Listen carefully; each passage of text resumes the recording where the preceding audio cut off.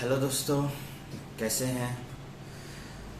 आशा करता हूँ कि आप लोग ठीक होंगे, सही सलामत होंगे और आगे भी ठीक रहेंगे।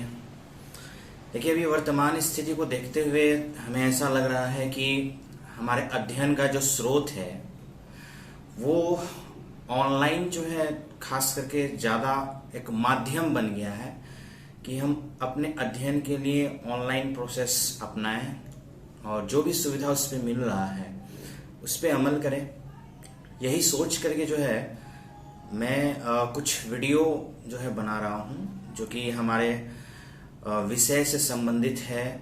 हमारे सब्जेक्ट, हमारे सिलेबस, जो भी एग्ज़ाम है, जैसे मान लीजिए बीपीएससी की बात करें या यूपीएससी की बात करें, रेलवे की बात करें, एसएससी की बात करें, तो हमारा ऐसा अवधारणा नहीं रहेगा कि मैं आपको फैक्चुअल पॉइंट पे डिस्कशन करूं। मेरी अवधारणा यही रहेगी कि मैं किसी भी टॉपिक को इस तरीके से बताऊं ताकि जो है आपका कॉन्सेप्ट भी क्लियर हो जाए और एक कहानी के माध्यम से जो है आप चीज़ों को समझ सकें।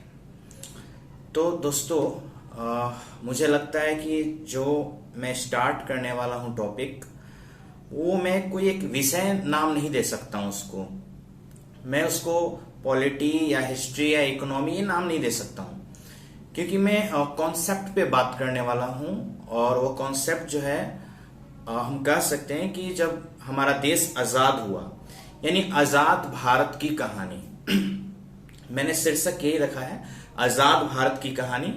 और आज़ाद भारत की कहानी का मतलब ये हुआ कि जब हमारा देश आज़ाद हो गया तो उसके बाद हमारे भारत की स्थिति क्या थी, चाहे वो राजनीतिक हो, आर्थिक हो, संवैधानिक हो, इन सभी चीज़ों को समझना है हम लोग को। और मुझे लगता है कि शायद मैं इसे किसी विषय का नाम नहीं दे सकता हूं, तो इसलिए मैंने शीर्षक रखा है आज़ाद भारत की कहानी। तो आज मैं दोस्तों बात करने वाला हूं कि जब हमारा देश आज़ाद होने वाला था, वह वर्ष आप सभी को पता है, वर्ष 1947। तो मैं बता दूं कि आज़ादी से कुछ दिन पहले एक डेट इंपॉर्टेंट है हमारा, जो कि ध्यान में हमें रखना चाहिए। वो 3 जून 1947 और फिर उसका अगला दिन यानी 4 जून 1947। ये 2 तारीख बहुत महत्वपूर्ण है हमारे लिए। कैसे महत्वपूर्ण है, तो मैं आपको बताना चाहता हूं कि हमारे भारत के अंतिम गवर्नर जनरल थे Lord Mountbatten, Lord Louis Mountbatten. उन्होंने 3 जून 1947 को यह घोषणा किया कि हमारे देश के 2 पार्टीशन होंगे, एक भारत और एक पाकिस्तान। जैसा कि आप लोग, अधिकतर लोग जानते होंगे कि मोहम्मद अली जिन्ना वो एक पाकिस्तान राष्ट्र की मांग कर रहे थे, मुस्लिम बहुल राष्ट्र की मांग कर रहे थे। तो इस प्रकार से लॉर्ड माउंटबेटन ने 3 जून 1947 ईस्वी को औपचारिक रूप से उन्होंने घोषणा कर दिया कि हमारे देश के 2 पार्टीशन होंगे, भारत और पाकिस्तान। हालांकि इस बात से नेहरू जी, सरदार पटेल, महात्मा गांधी ये खुश नहीं थे, लेकिन उनके पास कोई दूसरा रास्ता भी नहीं था।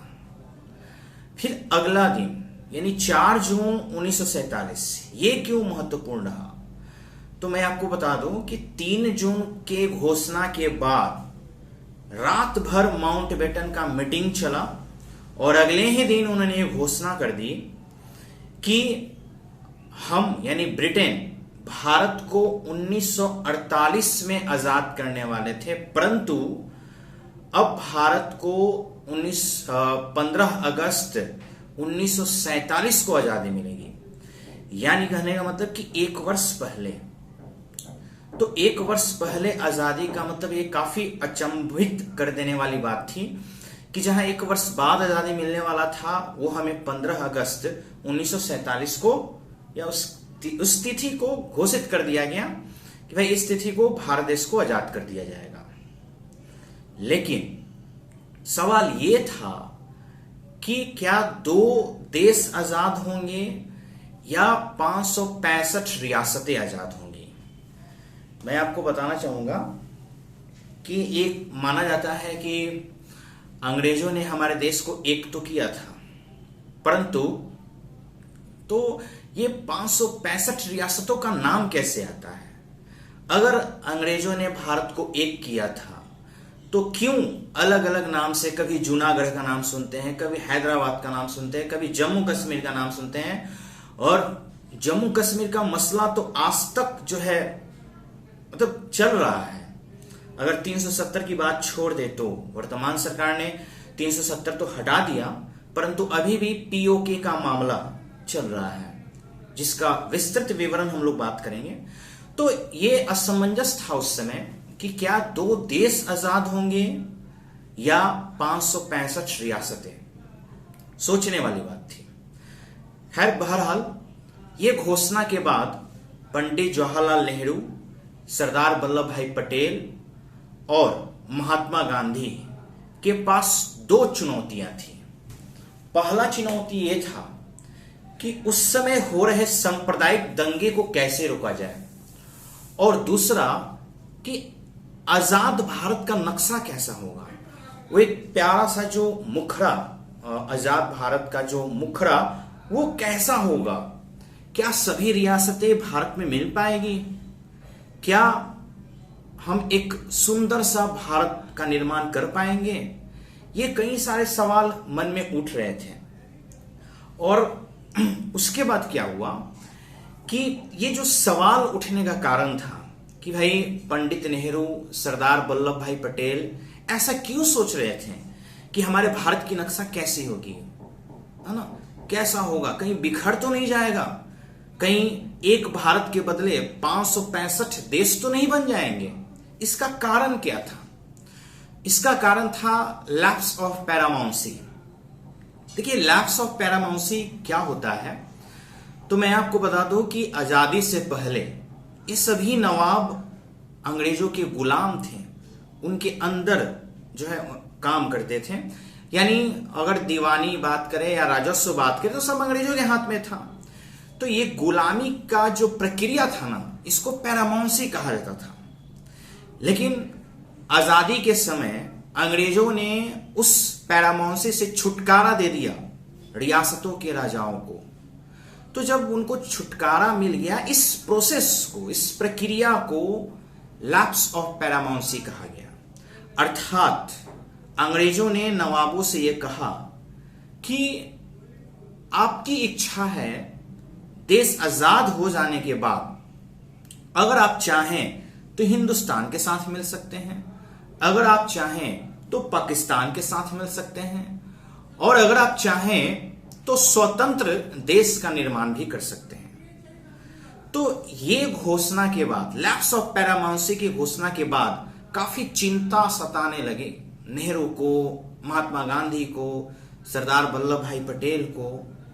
ये चिंताएं सताने लगी क्या होगा, और इसका फायदा मोहम्मद अली जिन्ना उठा रहे थे। वो सोच रहे थे कि लैप्स ऑफ पैरामाउंसी मेरे काम आने वाला है। यानी हुआ क्या कि लैप्स ऑफ पैरामाउंसी का फायदा जिन्ना को कैसे होगा। तो जिन्ना ये सोच रहे थे कि कई सारे ऐसे रियासत हैं जो मुस्लिम बहुल है, तो उनको लालच दे करके हम पाकिस्तान में मिला सकते हैं, और ये बात आएगी, हम लोग आगे बढ़ेंगे, ये बात आएगी। लेकिन दूसरी तरफ क्या होता है कि जो मेनन थे, वीपी मेनन, वो लॉर्ड माउंटबेटन के सलाहकार थे। तो आजादी की घोषणा के बाद वो सरदार वल्लभ भाई पटेल से मिलते हैं और वो अपना इस्तीफा देने के लिए तैयार हो जाते हैं, परंतु सरदार वल्लभ भाई पटेल उनके इस्तीफा को नहीं स्वीकारते हैं। वो उनको प्रेरणा देते हैं कि एक आजाद भारत को हमें संभालना है, एक टूटते हुए भारत को हमें संभालना है। अगर हम इस समय पीछे हट जाएंगे तो भारत पूरी तरह से बिखर जाएगा। तब जाकर के सभी मंत्रियों के सहमति से, पटेल के सहमति से, नेहरू के सहमति से, महात्मा गांधी की सहमति से एक मंत्रालय की स्थापना होती है जिसे रियासत मंत्रालय कहा गया।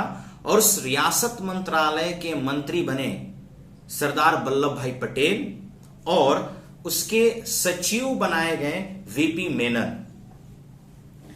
अब देखिए, इन दोनों ने यह विचार किया, यानी सरदार वल्लभ भाई पटेल और वीपी मेनन, हम कह सकते हैं कि इनका बहुत बड़ा योगदान रहा। यानी हमारे देश के एकीकरण में, रियासतों के एकीकरण में इन दोनों का काफी महत्व रहा है, सरदार वल्लभ भाई पटेल का और वीपी मेनन का।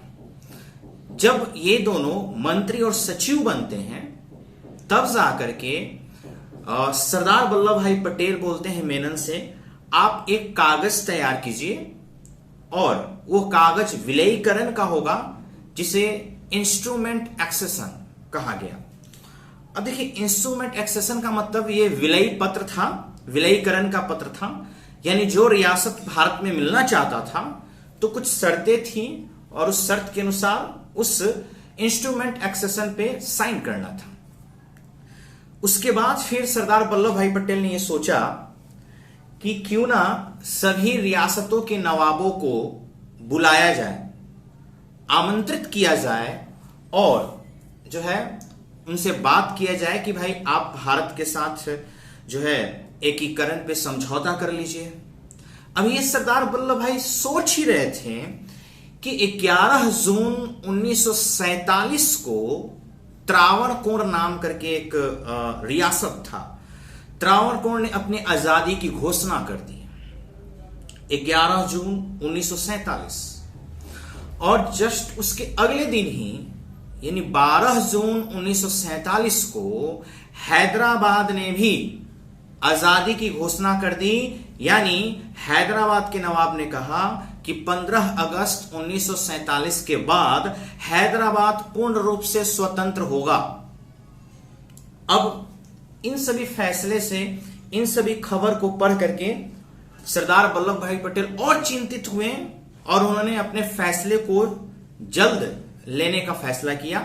भाई उन्होंने 5 जुलाई 1947 को सभी राजाओं को, सभी नवाबों को बुलाया, दिल्ली में बुलाया, संसद भवन में बुलाया और वहां उन्होंने जो है मतलब रेडियो पर प्रसारित करके, पहले तो जानते हैं थे कोई नेटवर्किंग था नहीं, ऐसा नहीं था कि सबके व्हाट्सएप पे मैसेज चला गया कि भाई आप अगले दिन आ जाइएगा।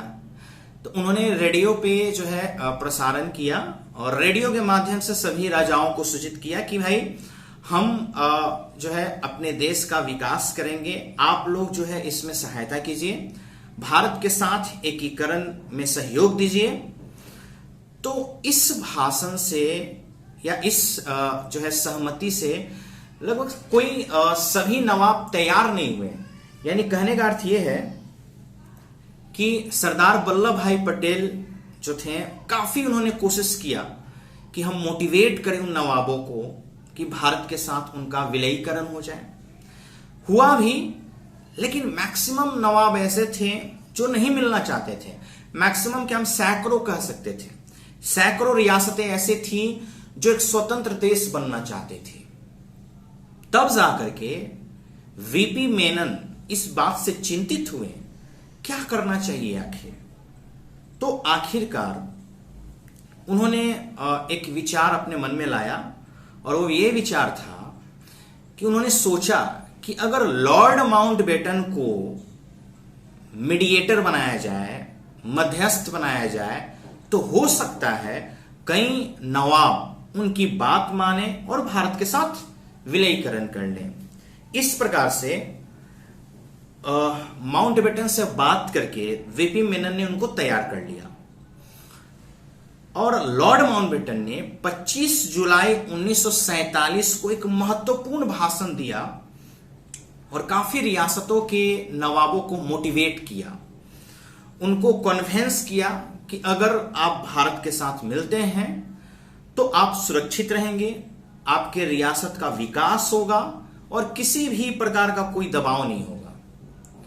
तो कई नवाब इससे प्रभावित हुए और ये कहा जाता है कि लॉर्ड माउंटबेटन का ये काफी प्रभावशाली एक तरह से भाषण था, काफी महत्वपूर्ण एक भाषण था जिसे कई रियासतों के नवाब प्रभावित हुए और भारत के साथ अपना विलयीकरण कर लिए। अब इसके बाद क्या हुआ कि कुछ रियासतें ऐसी थी जो अभी भी उस लालच में पड़ी हुई थी कि कोई एक देश हमें वो ऐसा लालच दे तो हम जाकर के मिले। जैसे एक एग्जाम्पल देते हैं, एक नवाब थे, जोधपुर के नवाब थे। जोधपुर जो है ये पाकिस्तान की तरफ ही पड़ता है, सटा हुआ था उस समय के नक्शा में। तो जोधपुर के नवाब जिनका नाम हनुमंत सिंह था, वह जाकर के मोहम्मद अली जिन्ना से मिलते हैं। यानी 6 अगस्त 1947 को राजा हनुमंत सिंह मोहम्मद अली जिन्ना से मिलते हैं और वहां पे कुछ शर्त रखा जाता है, यानी डिमांड करते हैं मोहम्मद अली जिन्ना से। मोहम्मद अली जिन्ना ने एक सादा पेपर उनको साइन करके दे दिया कि लीजिए नवाब, आपको जो भी शर्त भरना है आप इसमें भर दीजिए, हम मानने के लिए तैयार हैं। तो राजा हनुमंत सिंह अभी भी फिर सोचने लगे। उन्होंने मोहम्मद अली जिन्ना से कहा कि ठीक है, हम आपके सोच का सम्मान करते हैं, लेकिन हमें कुछ समय चाहिए, हम सोच करके अपनी शर्त रखेंगे। मोहम्मद अली जिन्ना को गुस्सा आ गया, उन्होंने उस कागज को छीन लिया। छीनने के बाद उनको वापस भेज दिया। तो मेरे अनुसार ऐसा लगता है कि अगर मोहम्मद अली जिन्ना उस दिन कागज नहीं छीने रहते हैं और जोधपुर के राजा अगर वो एक दिन का समय नहीं लिए रहते हैं, तो हम एक बड़ा रियासत गंवा देते हैं। क्योंकि कहा जाता है कि उस समय जोधपुर जो है लगभग 33,000 वर्ग किलोमीटर में वो फैला हुआ था और जिससे काफी अच्छी आमदनी थी। तो शायद हम गंवा देते हैं। हुआ क्या कि 4 दिन बाद यानी 10 अगस्त 1947 को जोधपुर के राजा सरदार वल्लभ भाई पटेल से मिलते हैं। चूंकि जोधपुर के जो राजा थे हनुमंत सिंह, उनके पिताजी सरदार वल्लभ भाई के मित्र थे। ठीक है, तो सरदार वल्लभ भाई पटेल ने कन्वेंस किया राजा हनुमंत सिंह को कि तुम्हारे पिता मेरे मित्र थे और तुम उनके बच्चे हो तो मेरे भी बच्चे लगोगे, पुत्र के समान लगोगे, इसलिए मैं प्यार से समझा रहा हूं, और अगर प्यार से नहीं समझोगे तो मुझे बाप बनना पड़ेगा। मैं आपको बता दूं कि सरदार वल्लभ भाई पटेल जब भी किसी रियासत के एकीकरण के बारे में बात करते थे तो दोनों हाथ में ना वो एक हाथ में गाजर लेकर चलते थे और एक हाथ में लाठी।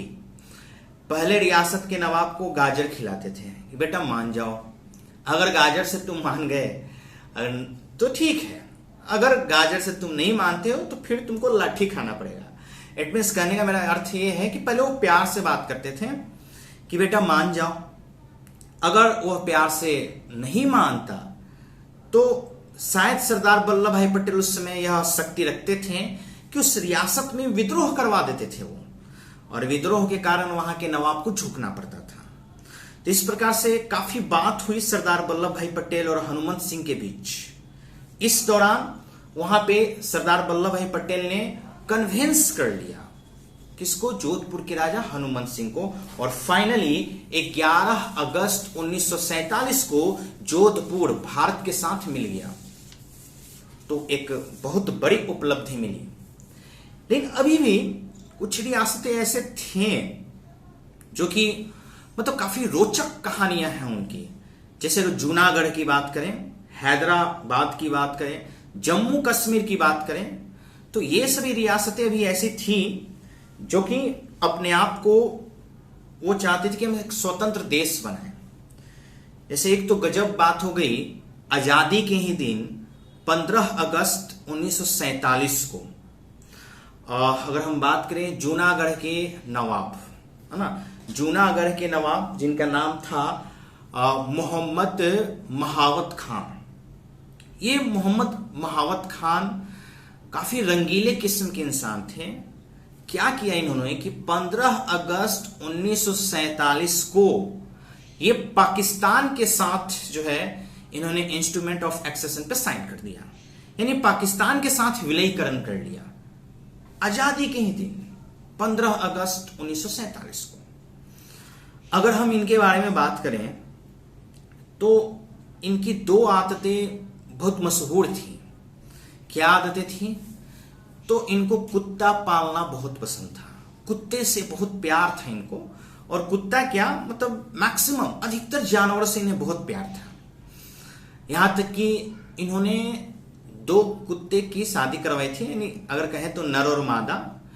और उस शादी के दौरान पूरे अपने नगर वासियों को भोज पे बुलाया था। और उस शादी के दिन, उन कुत्तों के शादी के दिन इन्होंने सरकारी छुट्टी की घोषणा की थी। जूनागढ़ के राजा मोहम्मद महावत खान। तो पहला भाई इनका शौक ये था। दूसरा शौक इनका था नृत्य, संगीत, मतलब नृत्य में हमेशा लिप्त रहते थे। पहले के राजा महाराजा के बारे में आप लोग जानते ही हैं, क्या कहा जाए। तो भाई बात अब यहां पे ये हुआ कि जब इन्होंने 15 अगस्त को विलयीकरण कर लिया तो भारत सरकार यानी सरदार वल्लभ भाई पटेल को पता चलता है ये बात।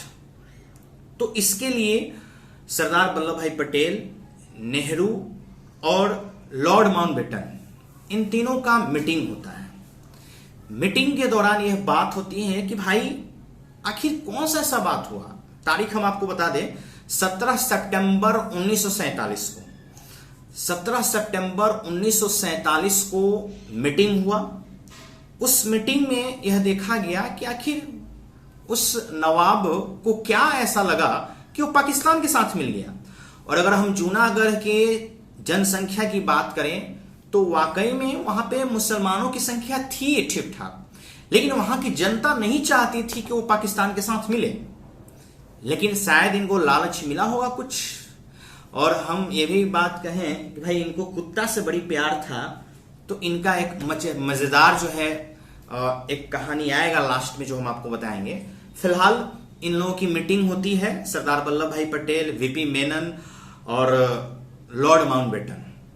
यहां पे ये तय होता है कि वीपी मेनन को जो है जूनागढ़ भेजा जाए, यानी जूनागढ़ के राजा यानी नवाब से बात करने के लिए, महावत खान से बात करने के लिए। क्या समस्या थी कि भाई आपने पाकिस्तान के साथ विलयीकरण कर लिया। तो वीपी मेनन जाते हैं, पहुंचते वहां पे राजा से मुलाकात नहीं होती है, नवाब से मुलाकात नहीं होती है, वहां पे उनके दीवान से मुलाकात होती है। और उनके दीवान का नाम था शाहनवाज भुट्टो। और शाहनवाज भुट्टो की अगर हम बात करें तो हम आपको बता दें कि शाहनवाज भुट्टो के पुत्र हुए जुल्फिकार भुट्टो। और यही जुल्फिकार भुट्टो पाकिस्तान से प्रधानमंत्री के उम्मीदवार के पद पे थे, ट्रिपल पी पार्टी से, यानी पीपीपी, पाकिस्तान पीपुल्स पार्टी, पश्चिम पाकिस्तान से। और इधर पूर्वी पाकिस्तान से खड़े हुए थे शेख मुजीबुर रहमान।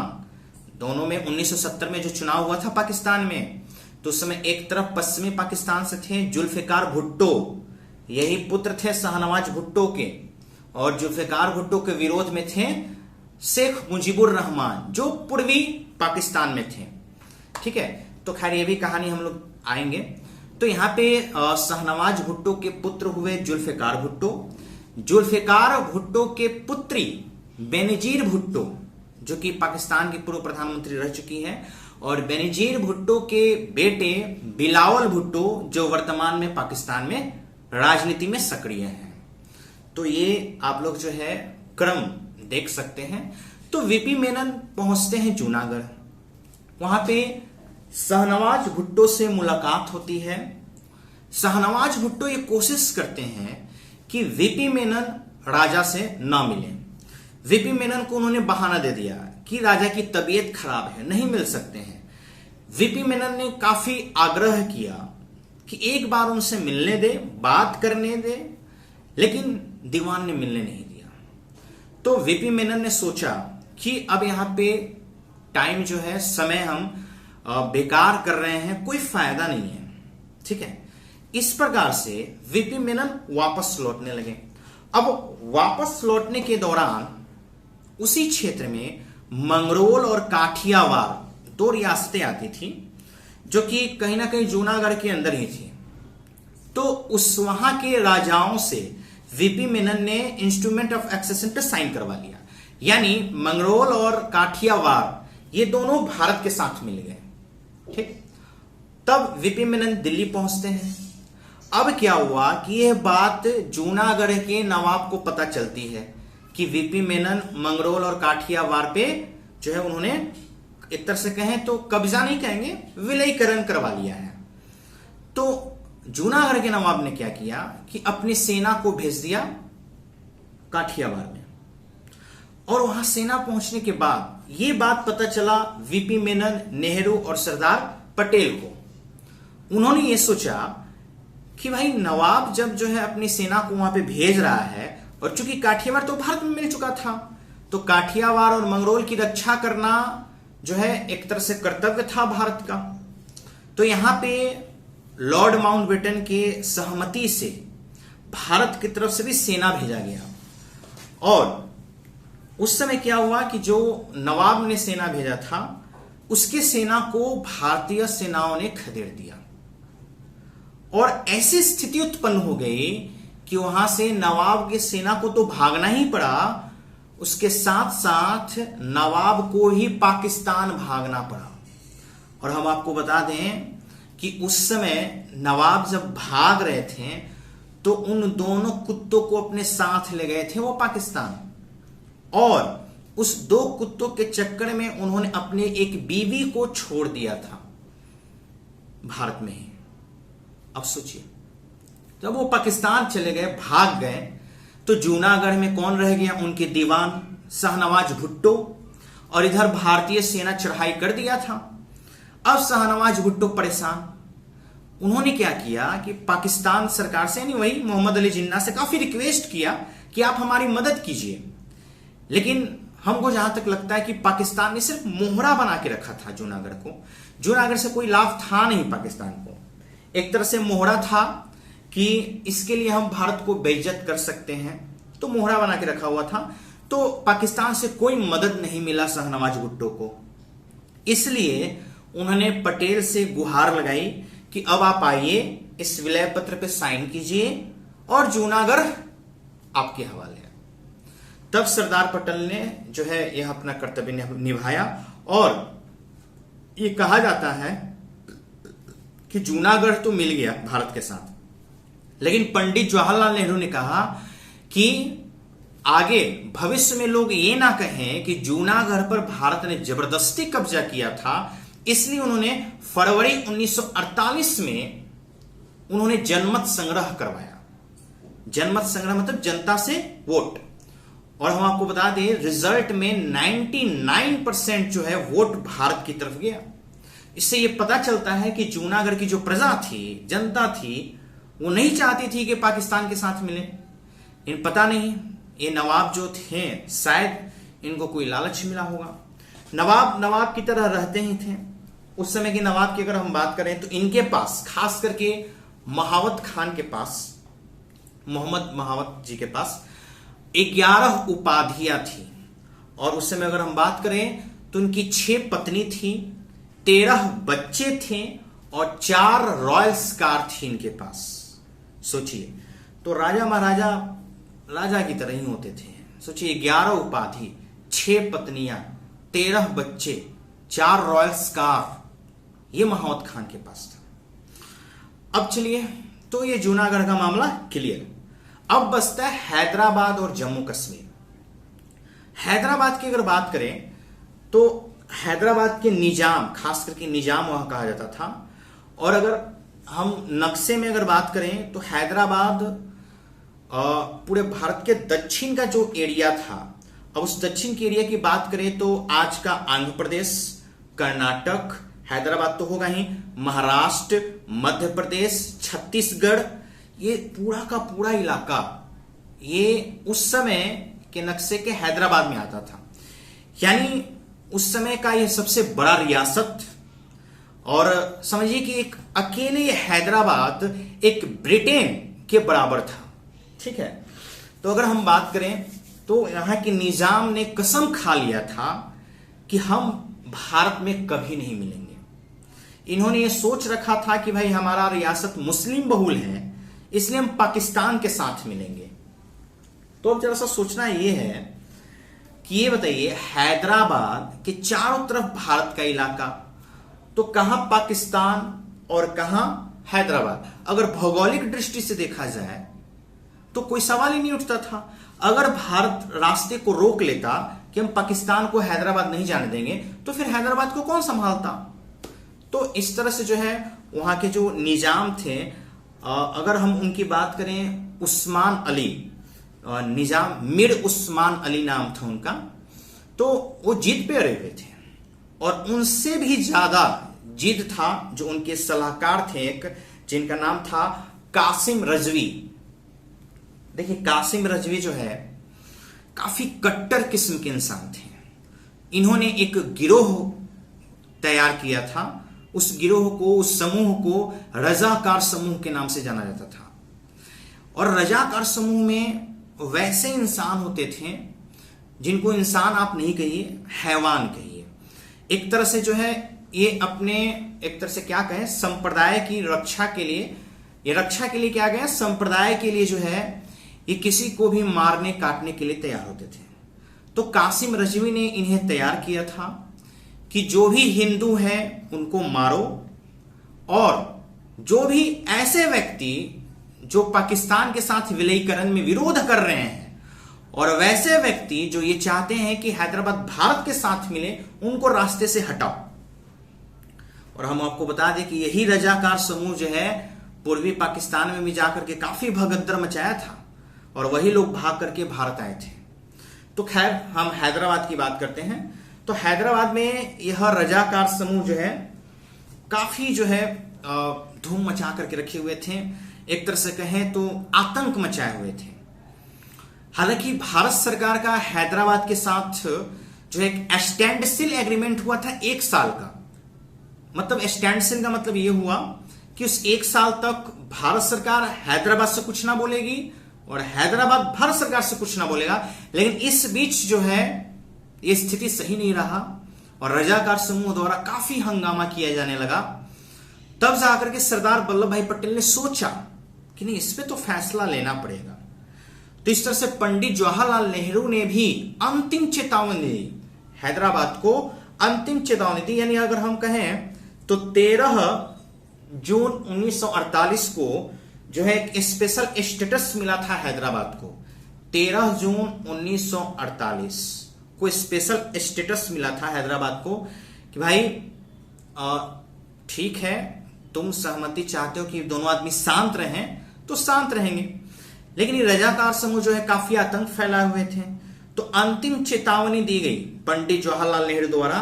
और हम बात करें तो 13 सितंबर 1948 को अंतिम चेतावनी दी गई। तब भी नहीं माने कासिम रजवी।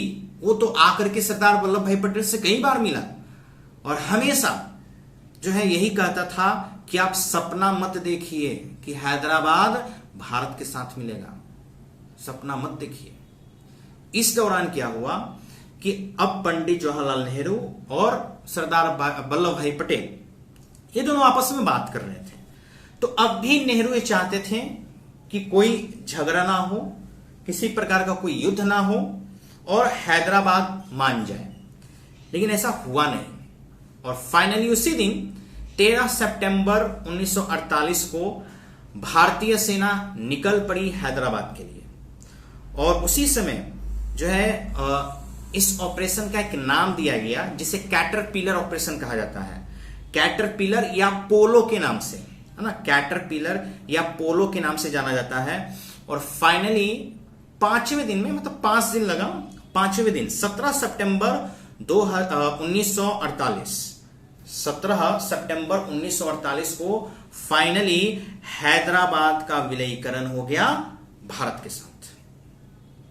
यानी एक बहुत बड़ा रियासत जो शायद हाथ से निकल जाता अगर सही समय पर सही कदम ना उठाया गया रहता।